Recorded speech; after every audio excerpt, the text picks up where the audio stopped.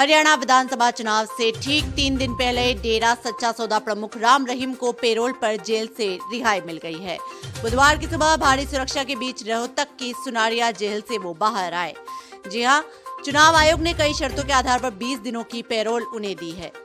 इस तरह वो ना तो हरियाणा में रहेंगे, ना ही चुनाव प्रचार कर सकेंगे। लेकिन राम रहीम के अनुयायियों में ये मैसेज चला गया है कि भाजपा राज में बाबा का पूरा ख्याल रखा जाता है।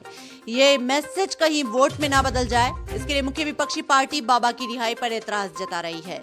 यानी समझा जा सकता है कि राम रहीम अभी भी हरियाणा में कितने प्रभावी हैं। कांग्रेस ने भारतीय चुनाव आयोग को चिट्ठी लिखकर आपत्ति जताई थी, लेकिन उसकी आपत्ति को दरकिनार कर दिया गया।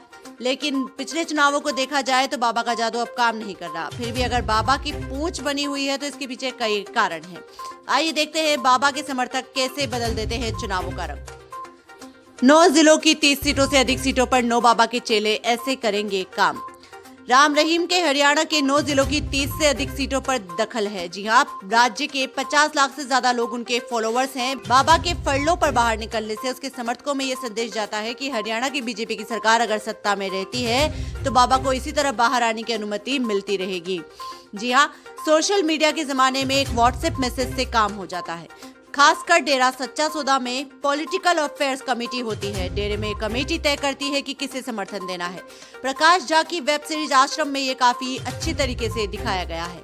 बाबा के कुछ खास चेले बाबा के सामने किसी भी राजनीतिक विषय से होने वाले लाभ हानि को उनके सामने रखते हैं और बाबा हर पक्ष को समझने के बाद फैसला करते हैं। दलित वोटर्स के बीच कितनी है बाबा की पहुंच? जी हाँ, हरियाणा विधानसभा चुनाव में सबसे अधिक मारामारी दलित वोटों को लेकर है, क्योंकि जाट वोट एक तरीके से कांग्रेस के साथ है। पंजाबी, हिंदू और पिछड़ा वोट अधिकतर बीजेपी के साथ है। बनियार ब्राह्मण कुछ टूटकर कांग्रेस की ओर जा सकते हैं और प्रदेश की 20% आबादी दलित वोटर्स की है। इनेलो ने दलित वोट के लिए बीएसपी से गठबंधन किया है तो जेजेपी ने आजाद समाज पार्टी अपने साथ लाई है। बताया जा रहा है कि इस बार राज्य में बीएसपी और आजाद समाज पार्टी कुछ खास नहीं कर पा रही और आम आदमी पार्टी का कैंपेन देखकर लग रहा है कि वो चुनाव में हथियार डाल चुकी है। जी हाँ, हरियाणा की राजनीति के जानकार वरिष्ठ पत्रकार प्रदीप नरूला कहते हैं कि राहुल गांधी ने सैलजा और भूपेंद्र हुड्डा के हाथ तो मिलवा दिए हैं, किंतु दिलों की दूरी को वो कम नहीं कर पाए हैं। नरूला कह रहे हैं कि चुनाव से ठीक पहले राम रहीम को फरलो दिए जाने का असर तो होगा। हरियाणा के गांव में जाटों की दबंगई अब भी पहले जैसी है। ऐसे समुदाय अभी जाटों से घुल मिल नहीं पाता और बाबा की रिहाई से दलित समुदाय के बहुत से वोट बीजेपी को स्थानांतरित हो सकते हैं। जेल जाने के बाद अब कितना बरकरार है बाबा का जादू? जी हाँ, ये बहस का विषय बन चुका है कि बाबा का जादू अभी भी वोट को लेकर कितना हो सकता है। कोई दो राय नहीं आ रही है कि ये जादू जेल जाने के बाद से लगातार फीका पड़ चुका है, लेकिन जब वो जेल से बाहर थे उन पर कोई भी मामले कोर्ट में साबित नहीं हो सके थे।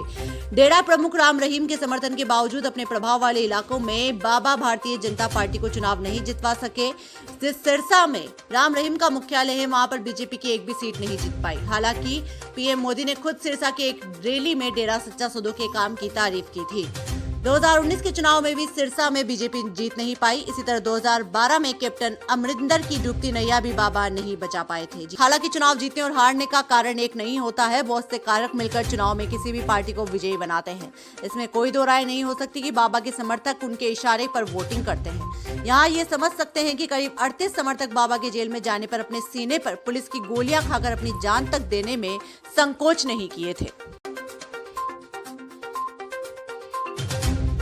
देश दुनिया की तमाम बड़ी खबरों से जुड़े रहने के लिए देखते रहिए पीटीवी हिंदुस्तान। यदि आपने अभी तक आपका अपना YouTube channel PTV Hindustan subscribe नहीं किया है तो अभी सब्सक्राइब कर लें, बेल आइकन जरूर दबा दें।